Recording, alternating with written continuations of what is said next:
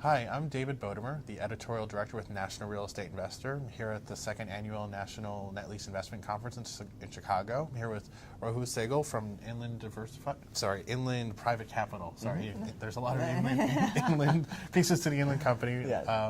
which we know, the Inland Real Estate Group of Companies. So you're with Inland Private Capital. Yes. And you were just part of the capital markets equity market discussion. So can you give us some of the takeaways from that conversation? Sure. Our panel discussed the fact that net lease assets, especially on the equity side, we've seen not only an increase in interest rates over the past 60 to 90 days, but we've also seen a continuance of the demand for that type of product, not only for investors that are just chasing yield and looking for a stable cash-on-cash return, but also investors that may be looking for growth opportunities as well.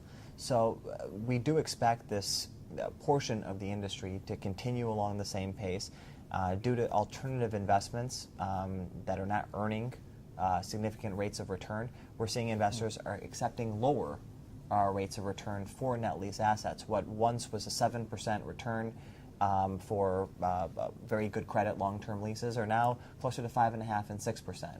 And that's still A-OK because these investors are earning tax equivalent yields on a cash basis, not on a 1031 exchange basis, that's nearing double digits, which is very hard to find in the marketplace today.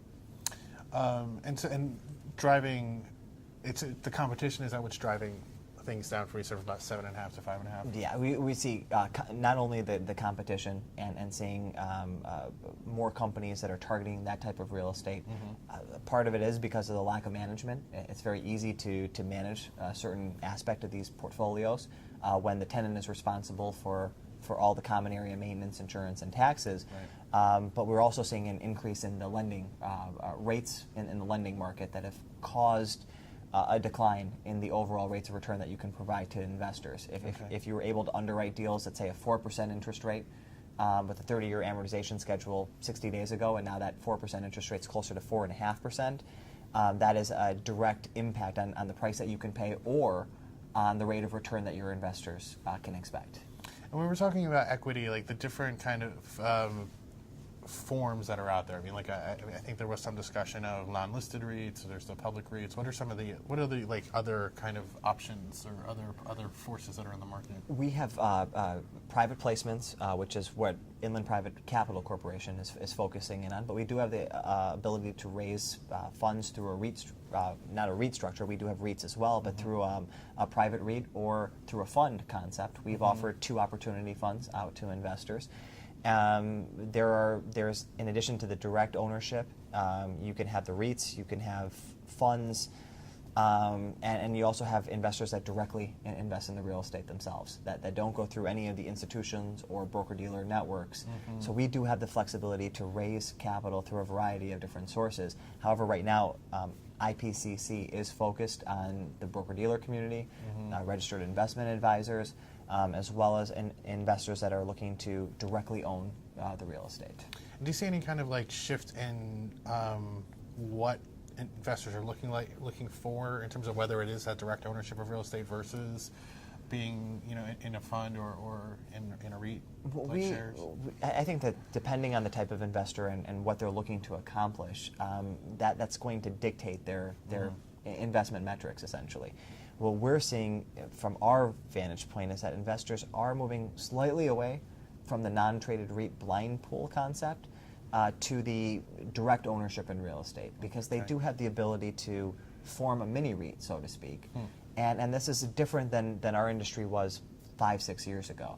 One of the reasons is that we're offering our products in a Delaware statutory trust now, right, rather than the tenant in common structure.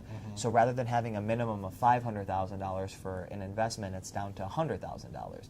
In addition, with the Jobs Act increasing the amount of investors from 500 to 2,000, that allows us even more flexibility to lower that minimum.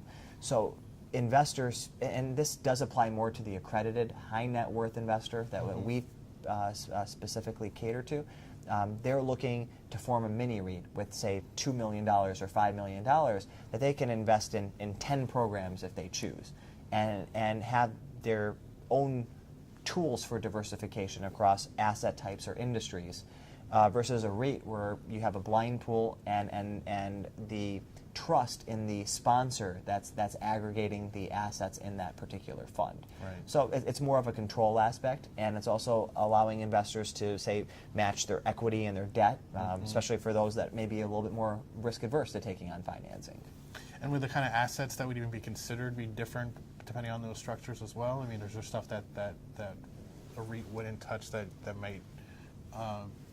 Perhaps, yeah, perhaps. I mean, you know, that's not a primary thing. It's not a primary thing. One could look at that because we definitely have seen funds that have been raising equity for multi-tenant office, for example, and multi-tenant office could work in a fund structure where you have the ability to solve potential future problems or recapitalize an asset, subdivide, use those funds for tenant improvement dollars, and those funds can come essentially at the fund level.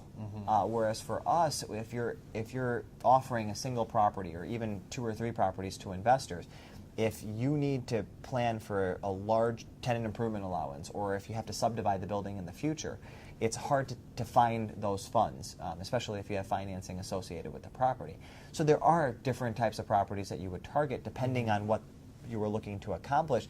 And I think from a big picture perspective, there's just certain asset classes that are more difficult on the private placement or direct ownership in real estate compared to maybe a fund structure that can handle properties that are more capital intensive, so to speak, going forward. Got it. Cool. Well, great. I thank you so much for walking us through some of that. Absolutely. That's very useful. Absolutely. And, thank you for being part of our conference. Sure, absolutely. Glad. I'm very happy you guys invited me. I look forward to next year. Great. Yeah, it should be great. And thank you for watching this video and continue to watch our coverage of the National Net Lease Investment Conference.